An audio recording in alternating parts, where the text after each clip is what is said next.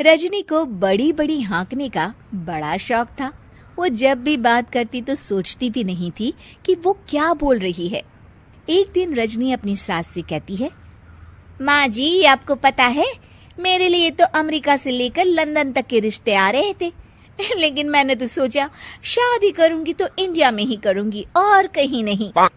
तभी रजनी की ननद बोल पड़ती है, अच्छा भाभी, अमेरिका के कौन से सिटी से रिश्ते आए थे और लड़का क्या करता था?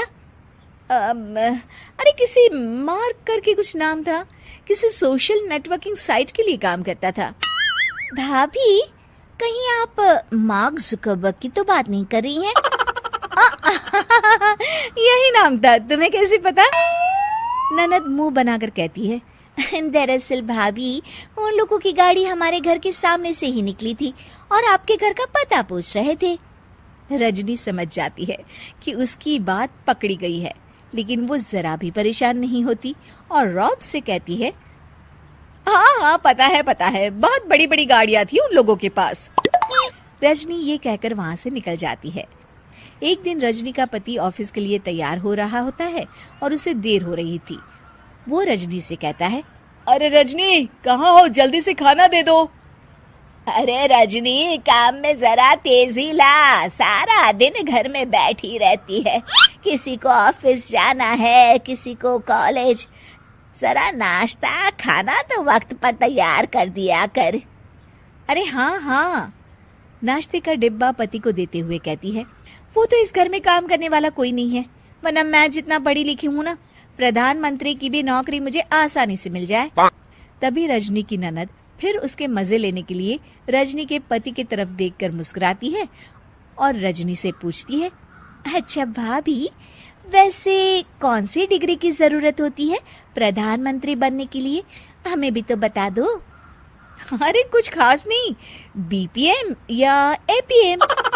सभी रजनी की तरफ हैरानी से देखकर पूछते हैं, बीपीएम और एपीएम ये क्या है रजनी?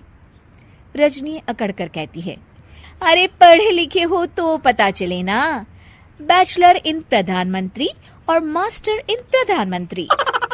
अब क्या था, रजनी की ननद और पति मुंह छुपा छुपा कर हंसकर निकल जाते हैं।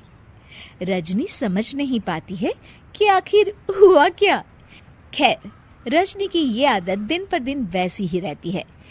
एक दिन रजनी अकेली एक पार्टी में जाती है, जहाँ रजनी की रिश्तेदार उससे कहती है, अरे रजनी, बहुत सुंदर साड़ी पहन रखी है, बहुत जच रही है तुम पर।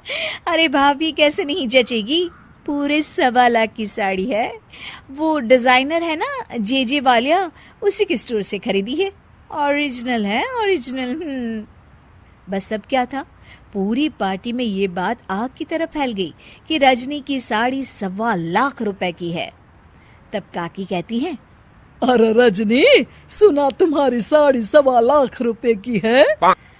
अरे काकी, वो तो मैंने ही कम ही रेट बताया था भाभी को, आप तो जानती है ना कितनी झूठी और जलनखोर है वो।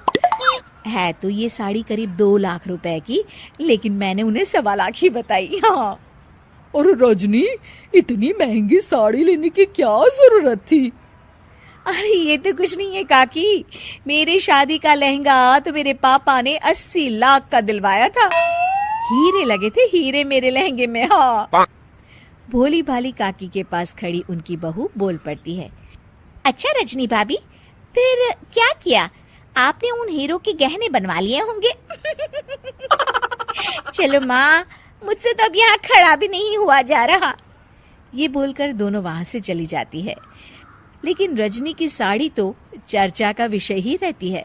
अचानक पार्टी में एक महिला आती है जिसने बिल्कुल रजनी जैसी साड़ी पहनी होती है। सभी उसे देखते हैं और उसके पास जाकर पूछते हैं, अरे सुनीता, कैसी हो? बड़ी सुंदर लग रही हो। सभी सुनीता के पास जाते हैं। रजनी भी खड़ी होकर उसे देखती है और अपनी चोरी पकड़ी जाने पर घबरा रही होती है। मैं तो ठीक हूँ, आप लोग सब मेरे पास कोई खास बात क्या? और अब बेटिया, ये साड़ी तेरी बड़ी प्यारी है, कहाँ से ली? और बुरा न मानना, कितने की ली? अरे काकी, आप तो बड़ी है, आपकी बात का क्या बुरा मानना, ये साड़ी ना चुन्नू वाले से 1500 की ली है। ऐसी पूरे दुकान में सिर्फ 2 ही साड़ी थी, एक मैंने ले ली और एक रजनी भाभी ने। तभी सुनीता की नजर रजनी पर पड़ती है। अरे रजनी भाभी, आपने भी वही साड़ी पहनी है। फोन पर बात कर लेती तो मैं कुछ और पहनाती। अब क्या था, रजनी की तरफ सारे रिश्तेदार देखने लगते हैं और रजनी वहां से सर पट निकल जाती है। वो मन में सोचती है कि अब मैं कभी हाँकने वाली बात नहीं किया करूंगी।